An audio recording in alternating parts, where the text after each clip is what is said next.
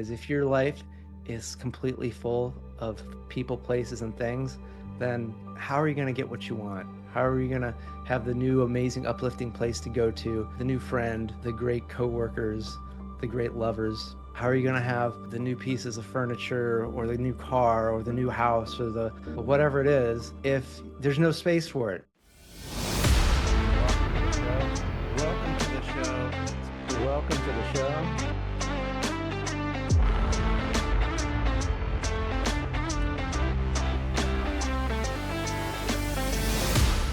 Welcome today, talking about the three key things that you're going to want to get rid of if you want to bring in more of what you want this year. If you can go through and get rid of these three things, then it makes it a lot easier for you to have the space, the room, and the ability to bring in what it is you actually do want. So, what are these three things? And I'm going to give them to you in the order that usually you hear them, but then we're going to go back in the reverse order because it's probably going to be a lot easier for you to tackle. So what is it you got to get rid of? You got to get rid of people, places, and things. People, places, and things. And you're just like, Justin, getting rid of people. That's why we're leaving that to the end. We're going to start with getting rid of things. So chances are, if you've been like most people, you have accumulated some stuff. George Carlin, one of my favorite comedians of all time, I got to see him perform live 3 times. A great bit on stuff, that really a house is just a place to collect your stuff. If you run out of room, it's time to get a bigger house. And if you have a bigger house, it's time to get more stuff. And really, the stuff can sometimes just become suffocating or suffocating.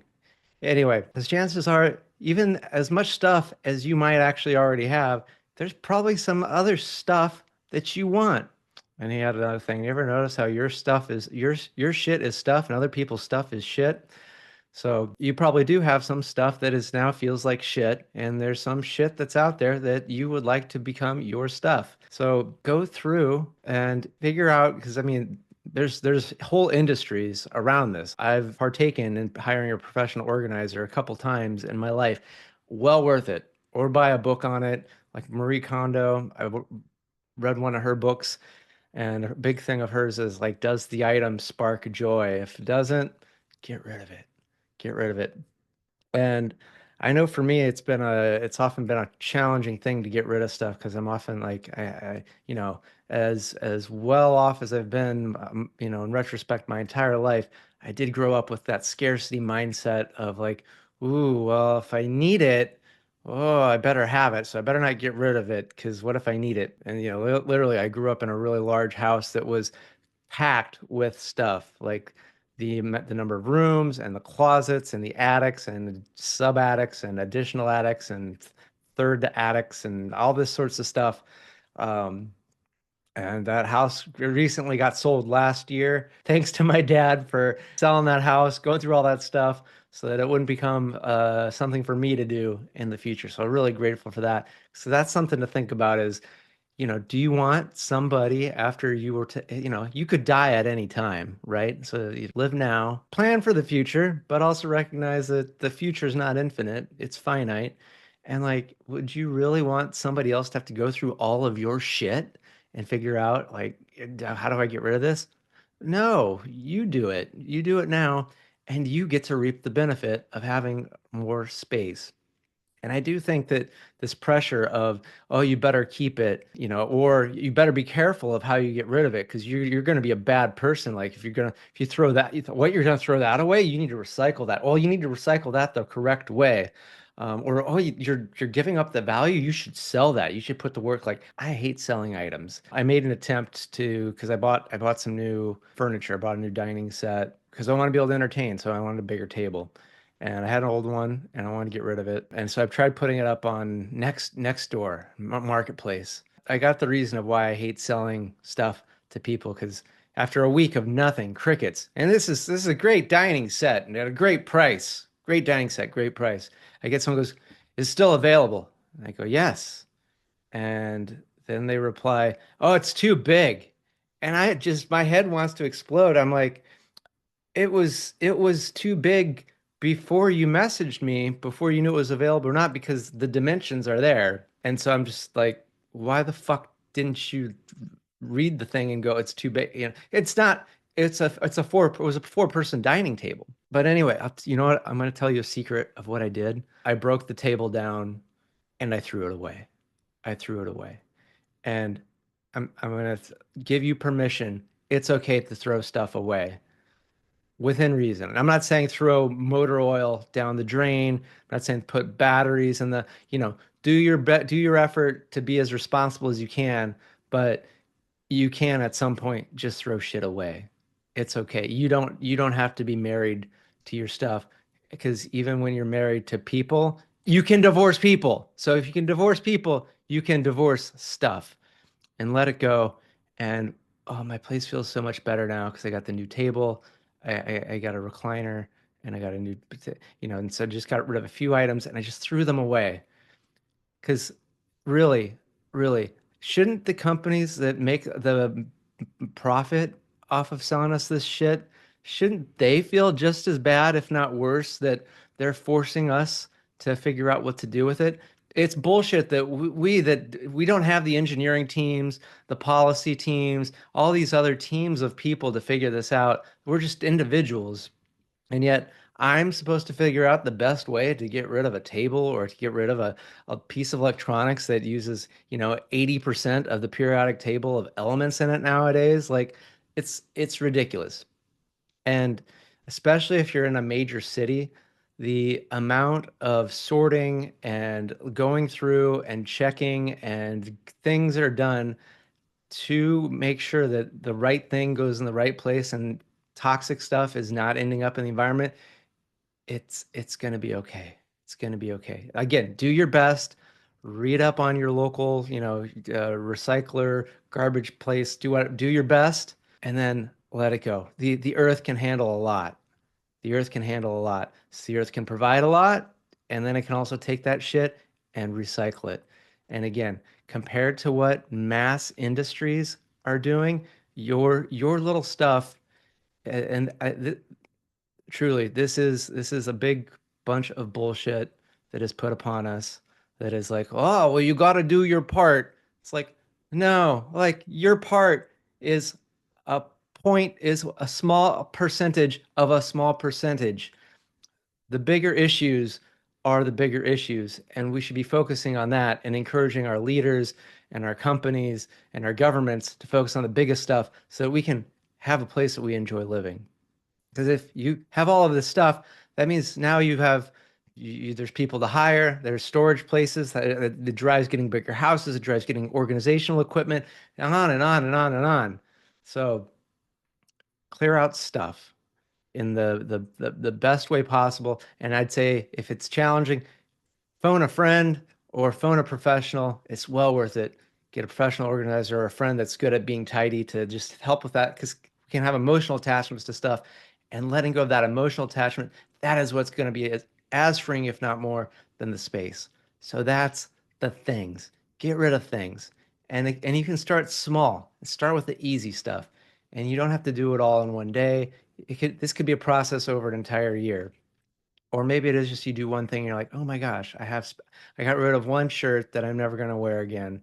And then maybe now you're like, oh, now there's space for a new shirt. And you get a shirt that lights up your life and makes you look good, feel fantastic. How great is that going to be?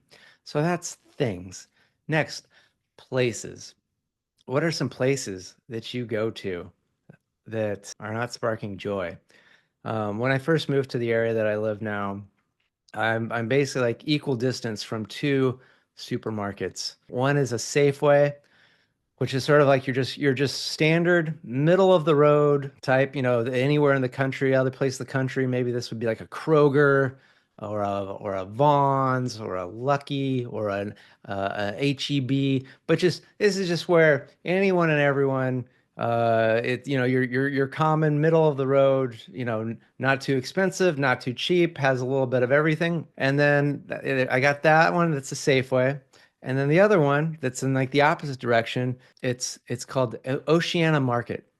And I imagine this is what Whole Foods probably was like 25, 30 years ago before Amazon bought it and kind of shitified it. Like, yeah, some of the stuff's a little bit pricier, but everything is phenomenal. Like, everything is a high quality product, good taste, good quality, good packaging. The staff is just friendly. The place is clean and taken care of amazingly. Whereas a Safeway, I think I've only shopped there twice. The first time I was like the shelves were half empty and awful. And it's like, okay, well, so what? But maybe sometimes good. And the thing is, the stuff isn't even always that cheap. It's only cheap if it's on sale. And then the other time I went there, and they do something weird where there's only one line to check out, and they have an automated system that tells you like where to go to get to the checker.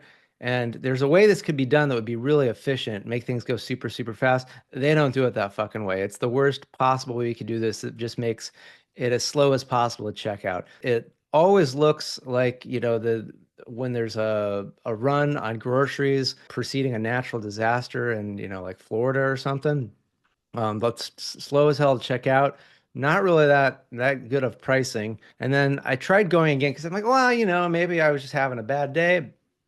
Went again, and the horrible line thing, and saw somebody like check the line, check the door, and they just went out with their full cart of stuff. And then when I left, I saw them talking to a police officer about that, and I'm just like, this doesn't feel like a good place. So that became a place that I no longer go to. So I would encourage you to go through the places you spend time and what places no longer give you joy. And don't limit this to just the physical places. What about what about the online places that you visit? What news sites, what apps are you visiting where you just feel either angry or sad or upset or just it's giving you this message just like you suck, your life sucks. Because it's like, especially like a lot of social media, if you haven't cultivated your feed, I've cultivated my feed, and so I just get bored of my feed because it's just like, oh, people doing cool things. I'm gonna go do cool things. My feed is boring because your feed is really a reflection of your mind. And if you want me to do like an episode on how to cultivate your feed, I could do that. Just let me know. But yeah, your feed is basically a reflection of your mind, and my feed doesn't keep me hooked. There's plenty of things in life that keep me hooked, but my feed is no longer one of them because I don't allow stuff on my feed that makes me angry, makes me sad, makes like I am in control of what is in my mind and what is in my I still experience those feelings because I'm still living life, just it's not being overly fed to me through my social media feeds anymore. So, what are these places? Like, is it Reddit? Is it a Nextdoor app? Is it news sites? And these places could also be, what you watch on TV, the YouTube channels, is it podcasts, is it books? Like, really go through and just like, hey, how is this place? How is this place where I'm putting my time and attention? How am I feeling? What is it bringing up for me? And do I maybe need to not spend time here anymore, whether that's physically or virtually? And third and final is people, is really evaluating who do you want in your life. And let's start a little bit that this is one of those I'm like, would I put this under places or would I put this under people? But your group messaging. So this could be through WhatsApp, Facebook, or text messages, whatever it is, ways that maybe you're just on a group thread or maybe these are Discord servers. But basically you're kind of like in a group of people, maybe it's a Facebook group, whatever it is, but other people are putting stuff out there, and are you picking up what they're putting down, and how are you feeling about what's being picked up? Because this is one that I recently just did a good cleaning on because there've been a bunch of groups. It's like, oh, many of these have been a part of for maybe some of them two years or more, but it's like, oh wait, in the past year. I've written nothing into these groups, and there's nothing that's been posted in these groups that I've gotten any value. So really, it's just been a horrible time sink. And what's great, and this is going to feed into when we get to people, is I didn't make a big announcement. I didn't complain.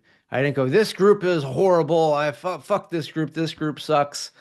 I just archived it, muted it, just put it in a place where if I ever want to go back to it, I could go back to it, but it's now out of sight, out of mind. I won't be getting messages. It's not going to be showing up. But yeah, it's not going to be taking up conscious space in my life anymore. And it feels good because now there's space for me to maybe join other groups that maybe I don't even know about. This brings us to maybe people that you talk to on a one-on-one basis. And I have this in my book, Engineered to Love: Going Beyond Success Fulfillment. It's exercise 6, where I basically tell you how to Marie Kondo your contacts. It's like, really, does a relationship bring joy to your life? And if not, um, either you have a discussion with that person of like, hey, how can we get this back into alignment where we're bringing each other joy, or letting the relationship go. And depending on the nature of that relationship, if it's like a family member that like you live with, or like a coworker that like you have direct report or whatever, like you're probably going to have a conversation about this, right? Yet there's many people, friendships, loose relationships, that you can just stop playing the game. Effectively, they will reach out and offer you, hey, do you want to play checkers with me? And you don't have to say yes to the offer of playing the game. They could invite you to something, you just go, oh no, thank you. Or, maybe they say something and there's not really a need to respond, so don't respond. And a lot of times things just kind of move on because sometimes things are just done and you don't need to do anything special about it. You don't have to have a fight. You don't have to have a heart to heart. Again, use your judgment, but also use your discernment to know when it's time to say, maybe I don't need more of this person in my life. Not there's anything wrong or bad with that person, just it's time for new people. And maybe it's time for them too. And they've just been doing it out of habit. So have conscious relationships where you are basically getting joy from the interaction, because if you're feeling joy, then you're putting that joy out and they're going to feel so much more joy. So this really is about how can you put as much joy out into the world and allow joy in. It's because what comes in goes out. And if you're overwhelmed with all of the shit of the stuff and the places that you don't enjoy and the people you don't enjoy, they're just covered in shit and your life stinks, then you're just stinking up your whole environment and all these other people's lives. And that's awful. It's all for you and it's all for other people. So do it for other people. Think of the legacy you're leaving each and every day by how you feel, how you're being an example, and how you're allowing the space for who, what, and where you really want in your life. Because if your life is completely full of people, places, and things, then how are you going to get what you want? How are you going to have the new amazing uplifting place to go to, the new friend, the great coworkers, the great lovers? How are you going to have, the new pieces of furniture or the new car or the new house or whatever it is if there's no space for it? Because currently there's only so much space that we are able to have in so many ways. Like, yes, expansion is possible, yet here part of the grand experiment of being alive on this earth is we're playing with somewhat finite, or at least things can't become infinite, infinitesimally small amount of time. So it's like there's limits, which makes for a fun game to play. And so play the game, have fun with it. If you're not having fun, change the game. Be the player that enjoys playing the game, because that's really all there is to enjoy playing, to enjoy living your life, to enjoy the things that are in your life, to enjoy the places that you visit, to enjoy the people that you're with. And just because you're not enjoying those things doesn't mean there's anything wrong with any of that stuff. It's just the signal that it's probably time to let some of that go and allow the space for new stuff. So thank you so much. I'm really excited to hear maybe what people, places, and things you're going to let go of. And so, make sure to send me that in the social media or the email. And so, happy New Year to those of you. I think I could still say that it's still early January, even though it's like, oh my gosh, is January over already? But yeah, with that, thank you so much and good day. Thanks for tuning in to Engineering Emotions and Energy with Justin Wink, Ph.D. Today's episode resonated with you? Please subscribe and leave a 5-star review. Your feedback not only supports the show, but also helps others find us and start their journey of emotional and energetic mastery. You can also help by sharing this podcast with someone you think will love it just as much as you do. Together, we're engineering more amazing lives.